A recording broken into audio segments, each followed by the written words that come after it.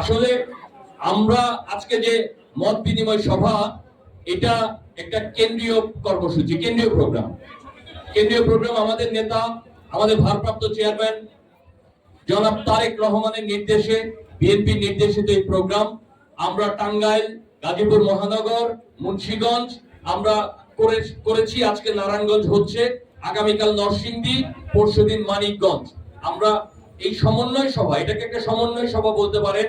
বিশেষ পরিস্থিতিতে আসলে আমাদের এই সভাটা করতে হচ্ছে। আমি প্রথমেই বলতে চাই, 5 তারিখে আগে যে আন্দোলন সংগঠিত হয়েছে বাংলাদেশে, যে বৈষম্য বিরোধী আন্দোলন, এই আন্দোলনে অন্তত 5 জন হিন্দু সম্প্রদায়ের মানুষ প্রাণ দিয়েছে। কাজেই তাদের অবদানকে অস্বীকার করার কোনো সুযোগ নাই।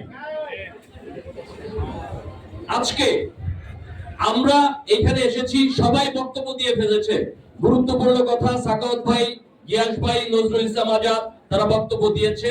বক্তব্য আর বিশেষ কিছু দেওয়ার নাই। আমরা একটি আদর্শিক সংগঠন। দেখেন, বাংলাদেশ জাতীয়তাবাদী দল একটি আদর্শিক সংগঠন। আমাদের একটা ফিলোসফি আছে। জিয়া রহমান বাংলাদেশি জাতীয়তাবাদকে তুলে ধরেছেন বিশ্বের দরবারে।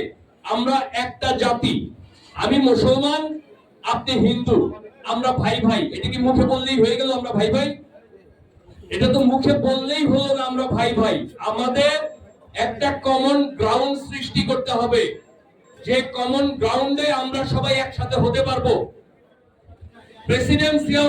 শহীদ প্রেসিডেন্ট জিয়াউর রহমান আজকে থেকে 50 বছর আগে সেটা অনুধাবন করেছেন, যার কারণে উনি বাংলাদেশি জাতীয়তাবাদকে তুলে ধরেছেন যে আমাদের এই যে মানচিত্র, এই মানচিত্রের ভিতরে আমরা যারা বসবাস করি, কেউ মুসলমান, কেউ হিন্দু, কেউ খ্রিস্টান, কেউ বৌদ্ধ, কেউ বাঙালি, কেউ আদিবাসী, আমরা সবাই মিলে এক জাতি বাংলাদেশী।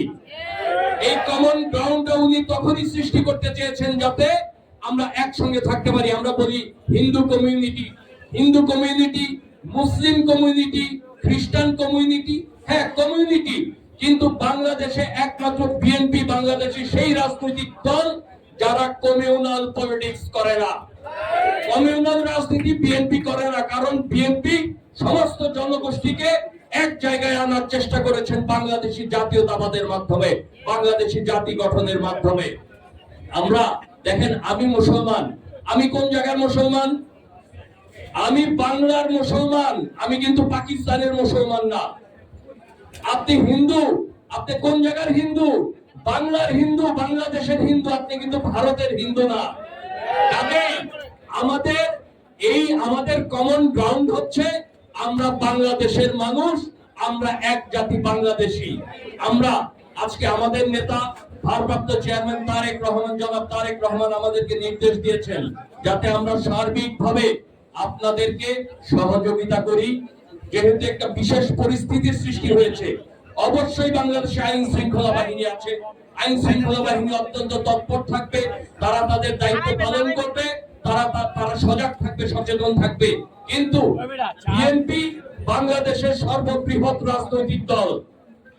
বিএনপি বাংলাদেশের 3 বার রাষ্ট্র পরিচালনা করার সুযোগ পেয়েছে।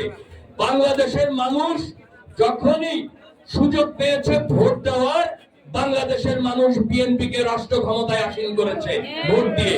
কাজেই বিএনপির একটা দায়িত্ব আছে দেশের প্রতি, সমাজের প্রতি, প্রতিটি মানুষের প্রতি, নাগরিকের প্রতি। সেই দায়িত্ববোধ থেকে আজকে আমরাও সচেতন হয়েছি যাতে কোন কুচক্রী মহল সম্পর্কে আপনারা সবাই অবগত আছেন। কোন কুচক্রী মহল যাতে হিন্দু ধর্মাবলম্বীদের এই উপাসনা নিয়ে, শারদীয় দুর্গাপূজা নিয়ে কোন কুরাজনীতি করার সুযোগ না পায়। আজকে শঙ্করদা যেটা বললেন, 1947 সাল থেকে যে বিভক্তি, হ্যাঁ, এই অঞ্চলে যতবার সাম্প্রদায়িক দাঙ্গা হয়েছে, সমস্ত সাম্প্রদায়িক দাঙ্গা রাজনৈতিক। অরাজনৈতিক কোন দাঙ্গা বাংলাদেশে এবং এই অঞ্চলে হয় নাই। সমস্ত দাঙ্গার পিছনে থাকে রাজনীতি। কাজেই এই অপরাজনীতি করার সুযোগ আমরা বাংলাদেশে কাউকে আর দিতে চাই না। এই কারণেই আমরা একটু সচেতন থাকতে চাই, সজাগ থাকতে চাই।